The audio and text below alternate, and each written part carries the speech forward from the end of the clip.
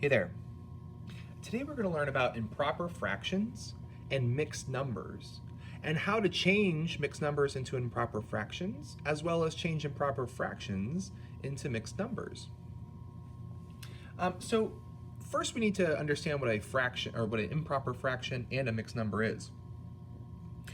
When we talk about fractions, we typically talk about fractions as being parts of a whole.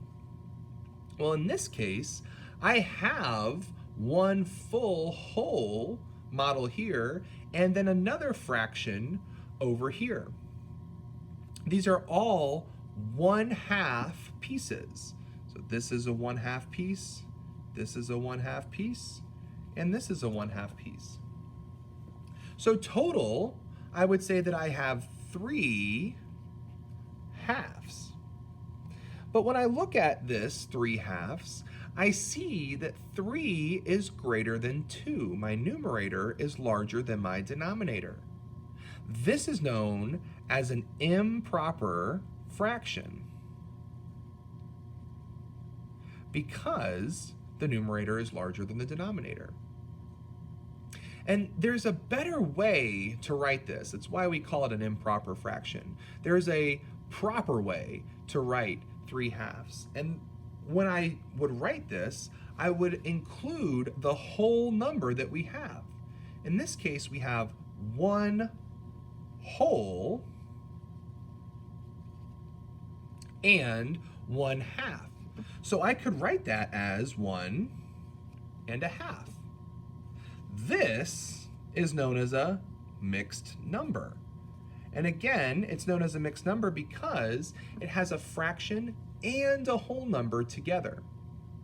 So we have improper fractions and mixed numbers. These are actually equivalent. These are both the same. 3 halves, 1, 2, 3 halves, is the same as saying 1 whole and 1/2.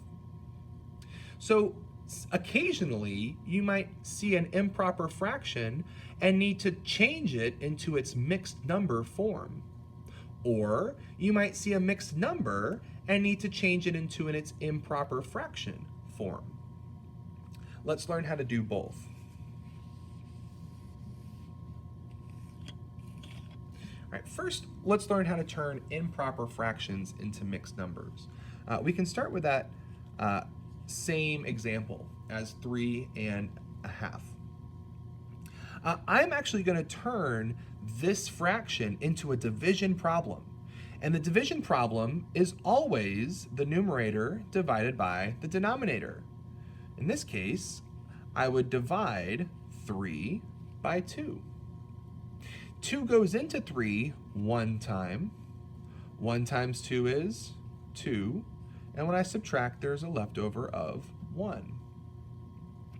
I'm going to take this answer and change it into a mixed number.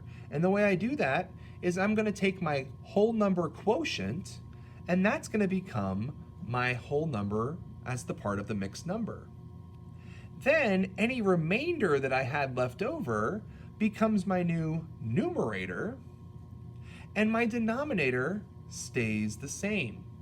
So 3 halves can also be written as 1 1/2 by using this division process. Let's look at another improper fraction that we're going to change into a mixed number. In this case, we have 4/3. And again, I'm going to change this into a mixed number by doing a division problem where I divide the numerator by the denominator. 3 goes into 4 one time. 1 times 3 is 3. And when I subtract, there's 1 left over. So my remainder is 1. When I'm going to use this information to rewrite it as a mixed number, I'm going to take my whole number quotient again. That becomes my whole number. My numerator stays the same as 1, my remainder, and my denominator stays the same. So since I had 3 as my denominator, 3 would also be my denominator here. So I would say that 4/3 is equal to 1 whole and 1/3. Let's do one other example. I'm going to change this improper fraction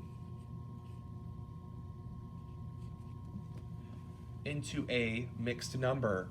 Once again, I'm going to simply divide the numerator by the denominator. 4 divides 9 2 times. 2 times 4 is 8. And when I subtract, I have a leftover remainder of 1. Now again, I'm simply just going to take this information and change it into a mixed number. So my denominator stays the same. My whole number is my whole number quotient, and my numerator is whatever my remainder was.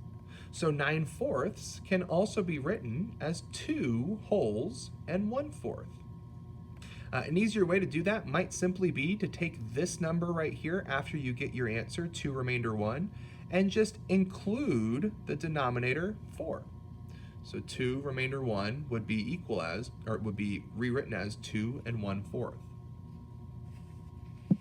Well, what if I was trying to change a mixed number back into an improper fraction? We can again go to our original example of 1 1/2, and I want to change this into a improper fraction. And the way I'm going to do that is with a process that involves adding and multiplying. First, I'm going to take the denominator, which is 2, and I'm going to multiply it by the numerator, which is 1. Sorry, excuse me, the whole number, which is 1. 2 times 1 gives me 2. Then I'm going to add whatever numerator I have, in this case is 1. 2 plus 1 gives me 3. That becomes my new numerator.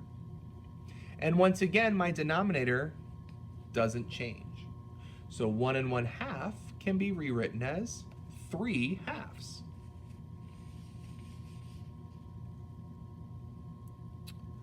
Let's try 3 2/3. Again, the process starts by multiplying the denominator times the whole number. In this case, 3 times 3 would give me 9. And then I'm going to take that answer and add the numerator. So 9 plus 2 gives me 11. That is my new numerator for my improper fraction, and my denominator stays the same. So we have 11/3, which is equal to 3 2/3. Let's do one more example. This one we'll do 4 3/5. Again, I'm going to start by multiplying my denominator times my whole number. 5 times 4 gives me 20. Then I'm going to take 20 and add the numerator, which is 3. 20 plus 3 would give me 23. That becomes my new numerator, and my old denominator stays the same. So I would say that 4 3/5 is also known as 23/5.